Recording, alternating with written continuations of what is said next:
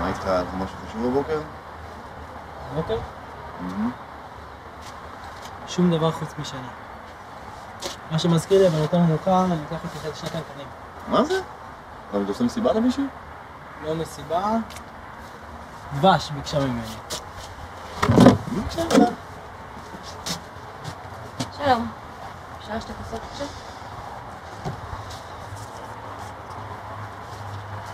מה שלומך?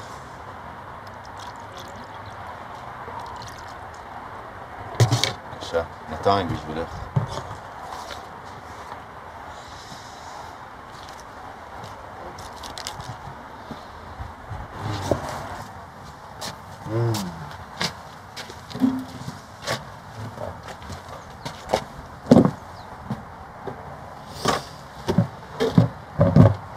שטן, אני אומר לך, הם כולם שטן.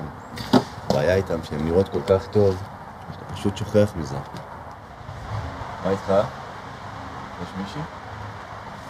האמת שנפלתי על אחת. מדהימה אחי, אני אומר לך. קוראים לה? קוראים לה דבש, זה שם יפה, זה מתגלגל. איזה דבש? מה דבש? בחורה יפה כזאת, קטנה, חייכנית, שיער שחור, חזה גדול, מובזרת. כן, מה, אתה מכיר אותה? תגיד, אמא שלך לא אמרה לך אף פעם לא להתקרב לבנות כאלה?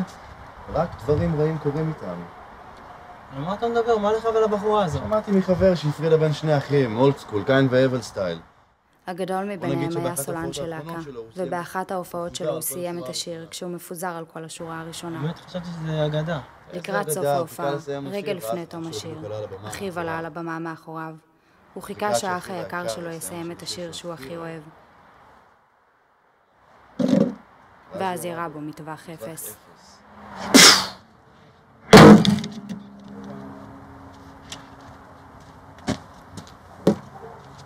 אבל הלהקה שלו קראו התיאטרון. זה גם מצחיק, כן? והתחשב בהצגה האחרונה שהוא העלה. ברור לך שזה לא אמיתי. זו בחורה מדהימה. לא שמת לב שלכולם יש כנפיים של מלאכים, אבל לחלק מהם הכנפיים פשוט חוצות?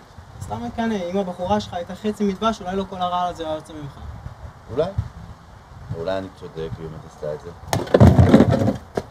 כן. אהלן. הלאה. מה זה, מה יש לו? יקרה גם לך, ואז תבין, מה אני עוזר לך? אני רוצה תפוזים, בבקשה. תגיד, מה זה נראה לך? פקיוס? זה אין מפה.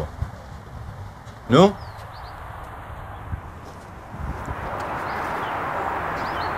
תקשיב, אני לא כאן בשביל לפגוע. אתה תקשיב לי, אני לא יודע מאיפה אתה הבאת את כל העניין הזה דבש, אבל משהו פה לא נשמע לי הגיוני בכלל.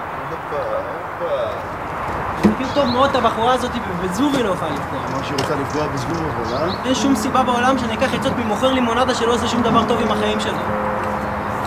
אני נמצא במערכת יחסים דפוקה, ואתה בטח ובטח לא במקום לתת לי עצות עכשיו לגבי אהבה. תפסיק לנגן בגיטרה שאני מדבר עליך.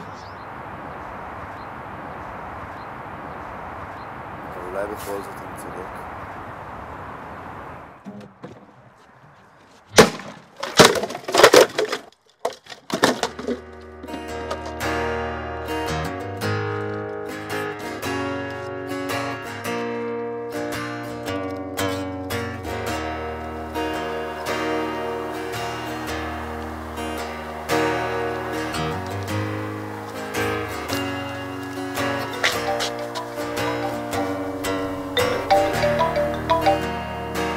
היי מאמי, אתה זוכר להביא את שני הקנקנים?